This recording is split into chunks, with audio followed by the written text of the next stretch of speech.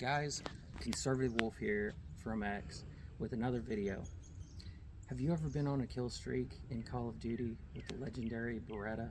Or maybe it was something like Battlefield 3 or 4. Well, today, that's the gun we're talking about. This handgun was a firearm that ended up serving our United States military for almost 30 years. It was carried almost from the point of Desert Storm all through the global war on terror up until very, very recently. In fact, some people are still rotating this firearm out. First thing we want to do and get out of the way is we're going to do a firearms check. No magazine, nothing in the chamber. Firearm is clear, weapon is safe. Second thing I want to do is talk about a little bit of nomenclature with this firearm. So for whatever reason, Beretta actually has an issue with using military nomenclature on their firearms. Initially, several years back, you could go and get a Beretta M9A1, which is what this gun is supposed to be. However, for whatever reason, the military got involved with Beretta, and you will not see any correctly marked Berettas anymore unless they're the pre-existing ones that they did initially. This today, the pistol we're going to be looking at is the Beretta 92A1, which for all intensive reasons, or all intensive purposes, is the exact same with very, very little differences between the M9A1. You'll hear me switch back and forth between calling the two names with this particular pistol, but we're just going to roll with it. So, as I mentioned, this gun was used frequently during the global war on terror. It was used as a sidearm very extensively in almost everyday life for a lot of Marines, United States Army, and Air Force. Army and Air Force were really big on pushing this. The Marine Corps actually didn't even want to adopt the Beretta in its original form, but was kind of forced to due to logistical reasons. They wanted to actually stick with the 1911 A1s. So today we're going to be doing some range shooting and some plinking with this legendary firearm. Hey, how you doing? First day on base, rookie? Well, stick close and we'll make sure nothing happens to you. It's been pretty quiet out here. You shouldn't have too many problems. It's been a really quiet time since I've been stationed at this base, but... Oh, wait a minute. Oh! Security Forces, Marine Corps! Identify yourself! Don't reach for that!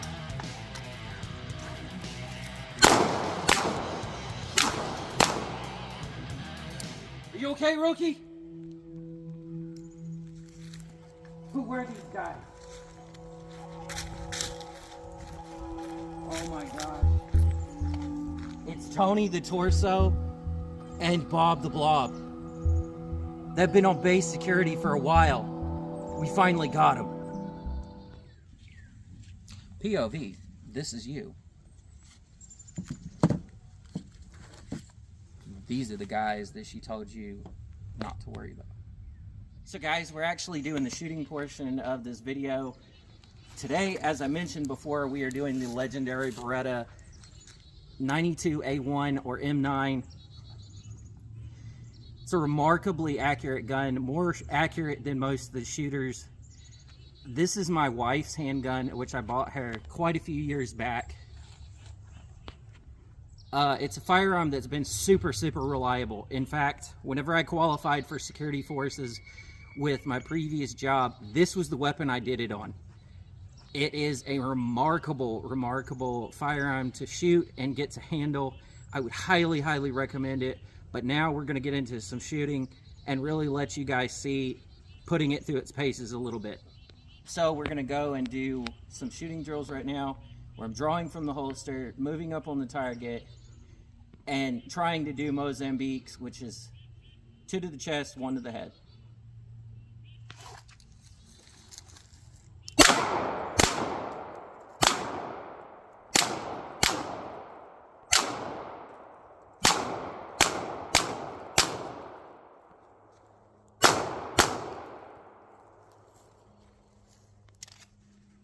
So the nice thing about the Beretta 92A1 is, unlike the conventional Beretta M9s These actually have the upgraded 17 round magazines, giving you a little bit more firepower in your mags before you have to reload. Magazine's empty.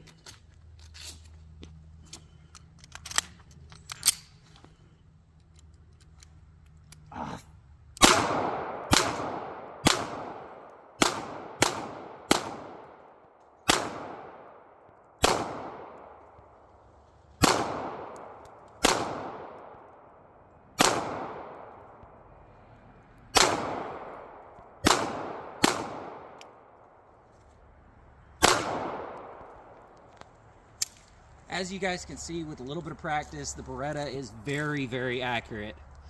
One of the things that lends it to being so accurate is the fixed barrel. Unlike most firearms which operate on a Browning tilting bolt, the Beretta actually has a fixed barrel, so the barrel doesn't move, the slide moves around the barrel, lending itself to even better accuracy, some would say, than even the 1911. So what we're going to do next is I've got about 2 shots left in the magazine and 1 in the chamber, something like that.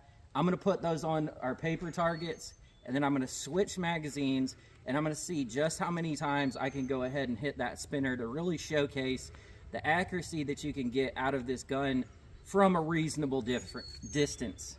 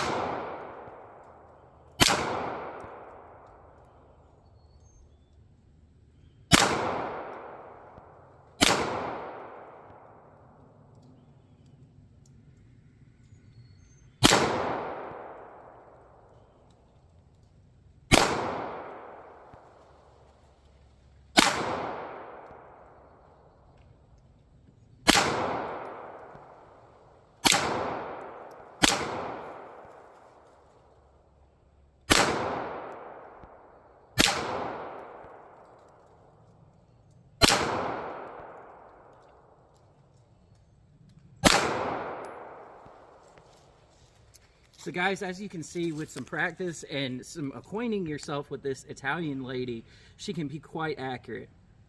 Now, one of the things I'm going to talk about is, for years, one of the biggest things that a lot of people say about the Beretta is it's not reliable, it has issues. Well, a lot of those things come from people who were in the military, both Army and Air Force, who ran these things like a scalded dog. Unfortunately, because of that, anybody who can tell you who is a United States Army gunsmith or armorer can tell you those weapons don't always get the best treatment. Often, civilian firearms are better taken care of than their military counterparts. These things in civilian ownership are maintained far better than the ones that were kept in United States Army armories and were put through their paces with thousands and thousands of rounds. Beretta ended up going back and tweaking their design a little bit. Beretta was very, very good about going and taking their firearms back to the factory, refurbishing them if necessary, and then getting them back in the hands of troops. So guys, as you've seen in our video, we've kind of showcased the Beretta and all its different talents. I can't really say enough about how good of a combat firearm and handgun this pistol really was during its military service. Just like any other firearm which has been put through its paces militarily, all firearms have their shortcomings, but with a good company who's willing to dive in and really go and address those issues like Beretta did, it can have a very long, fruitful service life. In closing remarks and statements, would I recommend this? And the answer is absolutely, hands down, yes. The Beretta, I've had one very, very similar to this. As I stated before, this is one I bought as an engagement present for my wife. I put quite a few hundred rounds to it.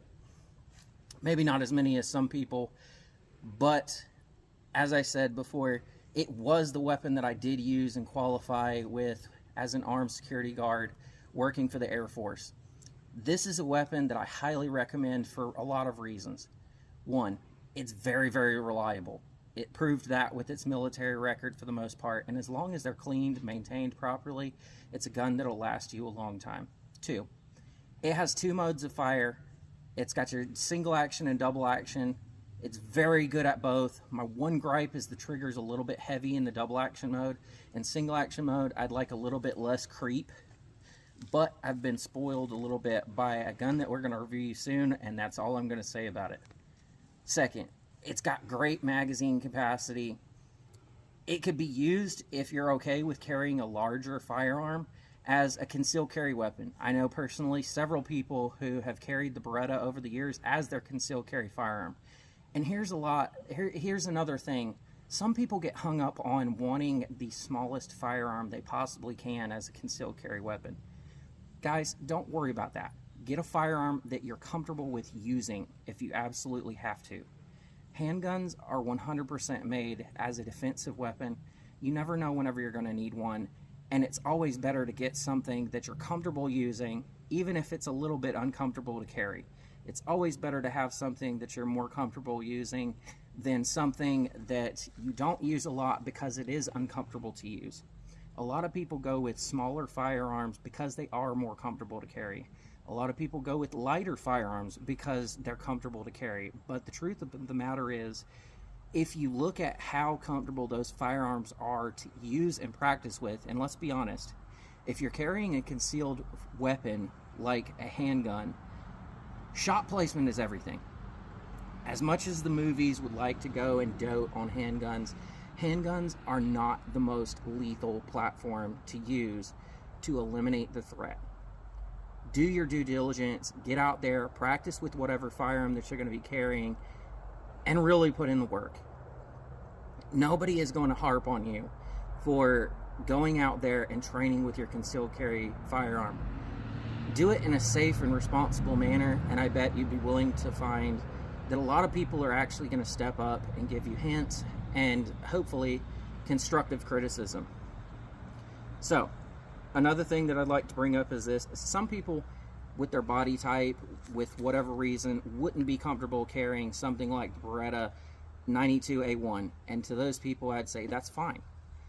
What I would also recommend it for is if you can't use a rifle or a shotgun, which I would wholeheartedly recommend as your home defense weapon. Because let's be real, some people live in apartments with very thin walls. You don't want the liability of using a rifle or shotgun in those circumstances. I'm fortunate in the aspect of I live in a more rural area where it's 100% pretty much safe for me to use a rifle or shotgun for home defense. If you have to use a handgun for self-defense in your home, I would 100% say go with something that is a larger framed handgun like the Beretta or another gun that you'll see here soon, so long as y'all choose. And that brings me to my last talking point. Guys, with my channel, this is going to be something that I, as the content creator, look to you guys for questions and remarks. Those of you who have been around for a while and following my page have noticed that whenever I open up for content creation, I actually let you guys, as my viewers, choose what handgun or rifle I'm going to be reviewing next in my catalog. And that's something that I absolutely want to see grow more. I want more people to get involved in this because the reality of this is firearms should be open for a lot of people to get to see and learn about.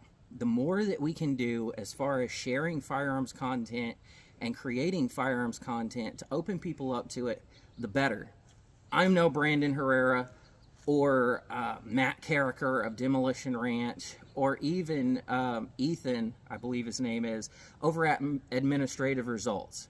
But I am a gun guy. I've been shooting since I was 7 years old, and I like introducing people to firearms, especially people who may not know as much as I do. Which brings me to another point. If you guys really like these videos, and enjoy getting out here and seeing me shoot and review firearms, the easiest thing that you guys can do is help me grow my Rumble channel. It costs nothing to subscribe, and it costs nothing to hit the like button. That really helps in monetizing my channel and telling Rumble that this is a content that you are interested in seeing. If you guys can, one of the biggest things that I'm doing that's costing me personally in making this kind of content is ammunition. Kind of like Grantham says, talk is cheap, ammunition is expensive. If you're able to, Rumble has a feature that absolutely is great that allows you guys as my viewers to help monetize my channel. And if you can, give whatever you feel like you can contribute. The biggest thing, like I said, is ammunition costs. And if you guys can help that, I'd love to go and put more rounds through these guns and really get more footage of that, kind of like Grantham and a lot of other content creators do. But I can only go and do as much as you guys help me. Like I said, if you can't contribute anything, it costs nothing to like and share. So please do that.